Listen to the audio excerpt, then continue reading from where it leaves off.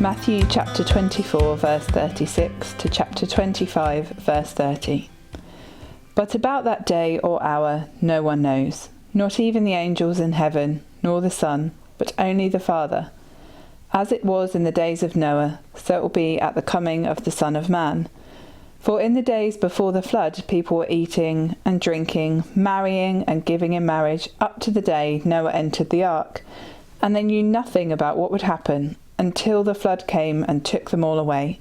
That is how it will be at the coming of the Son of Man. 2 men will be in the field, one will be taken and the other left. 2 women will be grinding with a hand mill, one will be taken and the other left. Therefore keep watch, because you do not know on what day the Lord will come.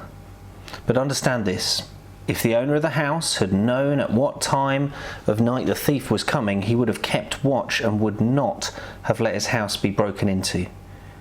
So you also must be ready, because the Son of Man will come at an hour when you do not expect him. Who then is the faithful and wise servant, whom the master has put in charge of the servants in his household to give them their food at the proper time? It will be good for that servant whose master finds him doing so when he returns. Truly I tell you, he will put him in charge of all his possessions.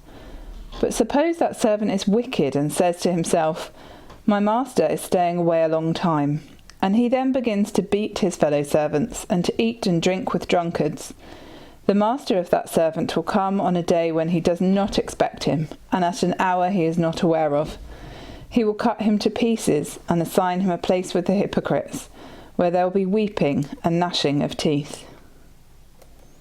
Therefore, keep watch, it says in verse 42.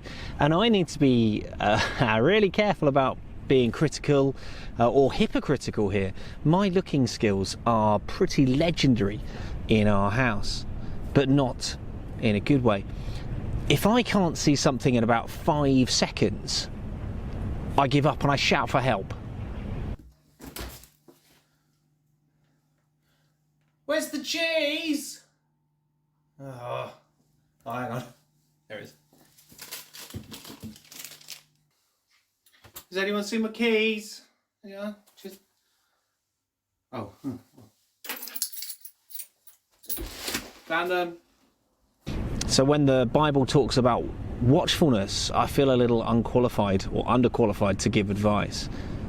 But what is Scripture telling us here? Now, I might not be able to find cheese in the fridge or keys by the front door, but I am quite good out in wildlife.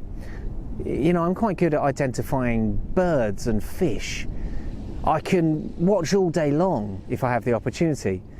I've got a new app on my phone that lets me sort of identify birds by playing the sound, and then it will tell me what it is. It's really handy, because if I know what I'm looking for, sometimes I can spot it in the trees. Sometimes you don't get that just by hearing the noises. I'm getting much better at hearing birds from their calls now. A song thrush and a blue tit and a robin. Sometimes we need to look up to see what's above us, or look down to see what's going on around us. It's really easy sometimes for us to miss, in the air, something like a red kite or a buzzard circling prey. And the amount of times that I stop and have a little look in the river, and sometimes you see like a small shoal of fish trying to defend themselves from a predator. Sometimes if you slow down, if you're careful, if you look out, you can see what other people miss in the hurry. And in this passage and others around it, we have many allusions to Old Testament scripture. Daniel, in the passage running up to it, alongside some of the prophets, and here, Noah, back in Genesis, begging us to ask the question, who is wise and who is foolish? But Jesus carries on this tradition of talking prophetically, much like Daniel did. He is bringing a word from the Lord. It will be a tough time. Now, I've read 4 different accounts, books, commentaries on this passage and the other passages around it, sandwiched around them on this section, and these very, very intelligent people with degrees, masters, doctorates, they don't agree exactly on what this passage is all about. Some think it's all about the destruction of the temple. Now, that happened most likely after Matthew was written, around 70 AD. Was Jesus looking forward, pointing towards the coming destruction of the temple? It's obvious that some parts of this passage at least are doing that. But is it also talking about a final day of judgment?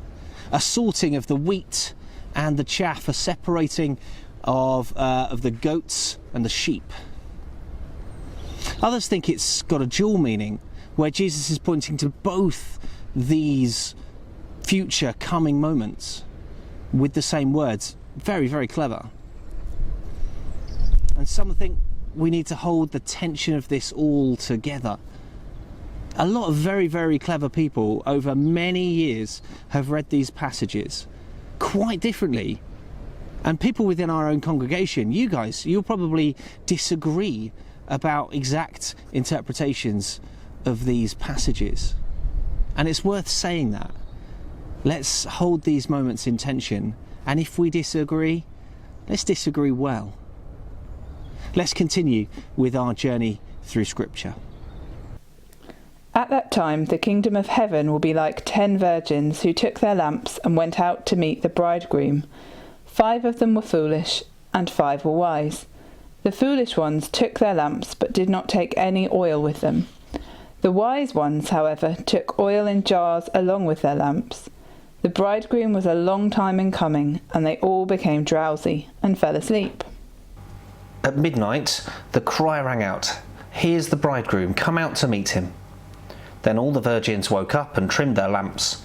The foolish ones said to the wise, "Give us some of your oil, our lamps are going out." "No," they replied, "there will not be enough for both us and you. Instead, go to those who sell oil and buy some for yourselves." But while they were on their way to buy the oil, the bridegroom arrived. The virgins who were ready went in with him to the wedding banquet, and the door was shut. Later the others also came. "Lord, Lord," they said, "open the door for us." But he replied, "Truly I tell you, I don't know you. Therefore keep watch, because you do not know the day or the hour."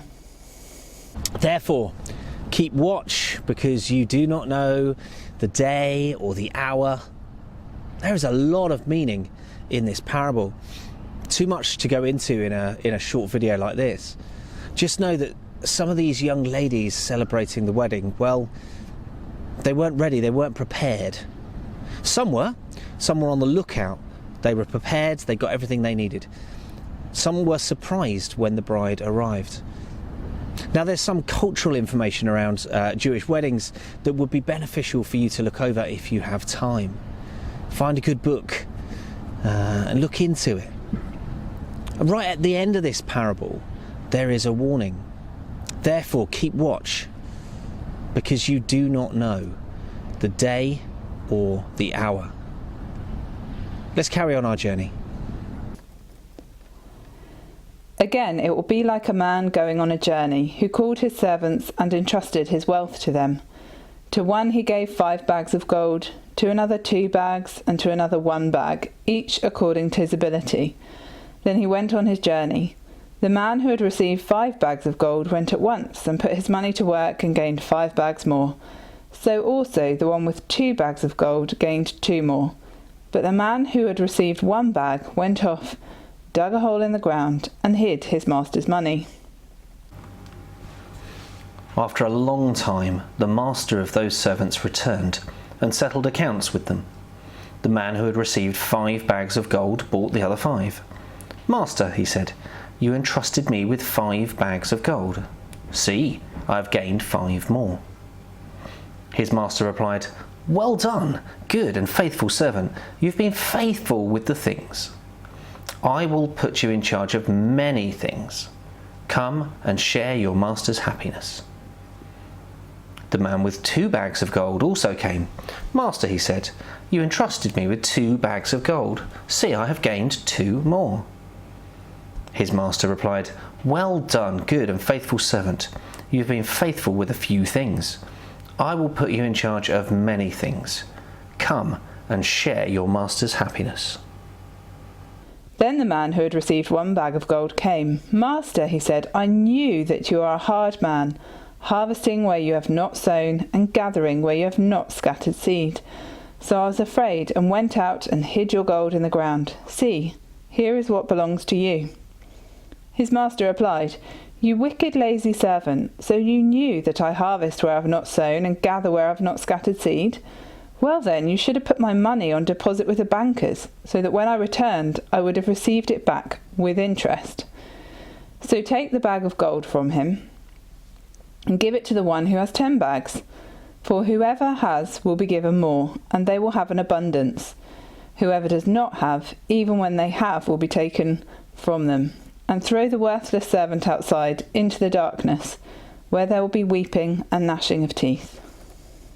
Again, please read into this parable a little to understand the context and the culture. But here Jesus is using a story about a master who is going to go on a journey and will return. And he's trusted his workers with different amounts of his wealth. Some do well. And they await their master's return, with confidence, with excitement. But the third servant, well, he's fearful and lazy. He buries the money to keep it safe. But he does nothing with it. The master returns and, well, what must make for a really uncomfortable moment, a really uncomfortable conversation ensues. All of these passages, they're all talking about a time when Jesus will return. There are warnings not to work out exactly when. We don't know. This is an undisclosed mystery to us. But all of these passages and parables warn us to be watchful and ready. We are called to live in a state of anticipation, our eyes to heaven, in expectation. Not necessarily with our heads and eyes in charts, books and numbers, trying to work out the timing of things. Study is good, of course it is, but God is evident in the now, as well as the history and the numbers. Let's be on the lookout for what God is doing, and be ready for when He moves. Ours is not to try and work out when these things might happen, but to be ready and watchful for when they do.